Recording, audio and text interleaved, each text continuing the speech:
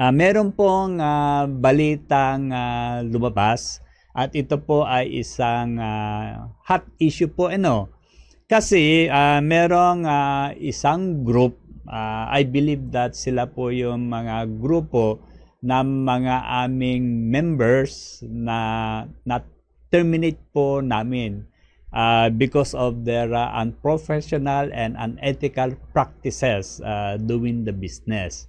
Okay?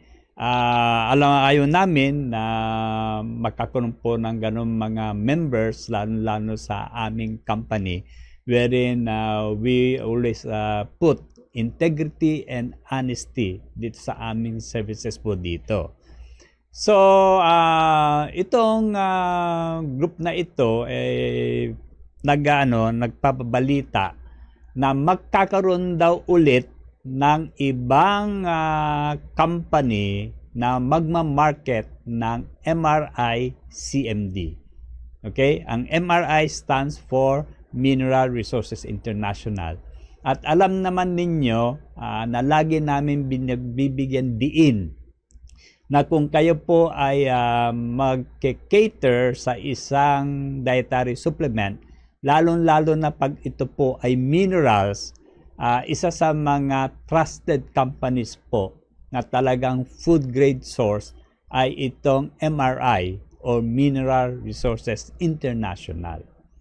Ngayon, nung lumabas itong balitang ito, I contacted Mr. Bruce Anderson.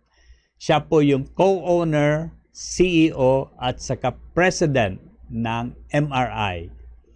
Nung kami po ay nagpirmahan ng sales agreement na yung Ionic Mineral Resources Philippines Corporation o yung IMRPC, na ako po ang CEO at president ng company, doon sa aming agreement, nakalagay po doon, nakasad po doon na yung IMRPC ang importer at exclusive distributor ng MRI products dito po sa Pilipinas. Meaning, walang ibang company ang maaaring magbenta ng MRI products dito sa Pilipinas kundi yung IMRPC. Ngayon, ang IMRPC po, kinuha ko po yung Bourbon Rev Enterprises Corporation na siya po ang magmamarket ng itong MRI products dito sa bansa natin. Ngayon, ang sinasabi ng itong grupo na ito ay that merong isang company. Actually, ito po ay isang global and online company na ang may-ari po ay mga dayuhan. Okay? Ngayon, kami po, lahat ng mga members ng company, we are all Filipinos. Kaya kami naging all Filipino is because gusto namin bigyan kayo ng service. Sa totoo lang, hindi po ako umaalis dito sa bansa dahil gusto ko ring i-serve, okay, yung ating kababayan. May mga kumukuha po sa akin abroad, di ba? Pero bakit po ako mag-serve sa mga foreigners at bakit po hindi yung ating kababayan? Kasi marami po ang kababayan natin na nangangailangan ng services ko po. Okay? Kaya mga iba nalulungkot dahil umabot na po ako ng edad na 65, which is actually an age for mandatory retirement. Pero nagde-decide pa rin tayo na to stay and keep on going para ma-servicean po itong mga kababayan natin. Okay?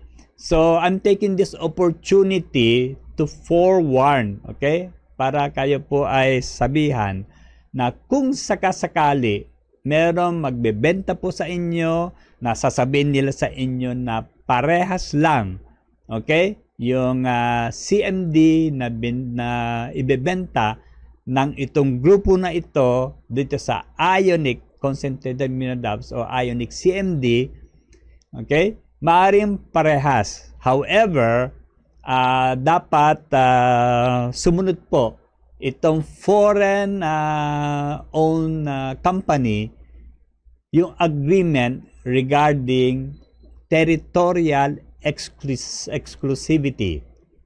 Ang sabi ng MRI, itong foreign-based company was also given the exclusivity na sila po yung magmamarket ng MRI products sa kanilang bansa. Okay? They have no right to market MRI products dito sa bansa natin. And why will you support sa akin naman? Okay? Kung may Pilipino, bakit kayo magke-cater yung sa foreign company? Di ba? Ito nga, ngayon na World Cup, pinagmamalaki po ng Gilas Pilipinas yung puso. So, I hope na mga nakikinig at nanood dito sa ating program ay magkaroon din ng puso na suportahan itong company which is basically owned and operated by Filipinos tulad ko. Okay? So, kung kayo po ay nangangailangan ng MRI products, siguraduhin nyo lang na dun sa label ang nakalagay dun na distributor ay yung Ionic Mineral Resources Philippine Corporation or IMRPC. At kung sinong ibang company ang nakasulat po doon. And isa pang aking gustong sabihin, ang CMD version ng Pilipinas po ay mas mabisa po kaysa sa ibang mga product. Because right from the start, and sabi po ng MRI, na ang mga Filipinos po ay hindi properly nourished pagdating po sa minerals. Kaya medyo tinasam po nila yung mga mineral contents ng ating Ionic CMD kesa sa US version at mga version na pinapa-export nila sa iba-ibang bansa. Okay? And isa pang bagay na gusto kong iparating sa inyo is that since we are the exclusive distributor of Ionic Mineral Drops na galing ng MRI, kung mayroon po mangyayari sa inyo sa inyo na pag-inom, kami po ang liable and responsible. Pero kung kayo po ay magki-cater dun sa supplying kayo ng foreign company very soon, wala po kaming pananagutan po dyan. Okay, kami po, once na nag-import po kami ng MRI products, ito po ay bottled individually. Kasi ang gusto ng MRI, noon pa, na kami po ay mag-i-import by the bulk. Okay, ibig sabihin, galon-galon, pagkas kami po yung mag-repack ng mga malilit na bote.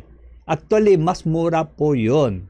However, the risk na magkakaroon ng contamination during the repacking process ay delikado.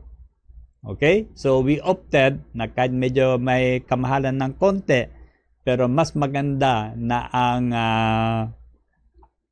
mga solution na binobote ay sariwa at siguradong pure. Okay? So, ito po yung gusto namin na i-alok po sa inyong lahat.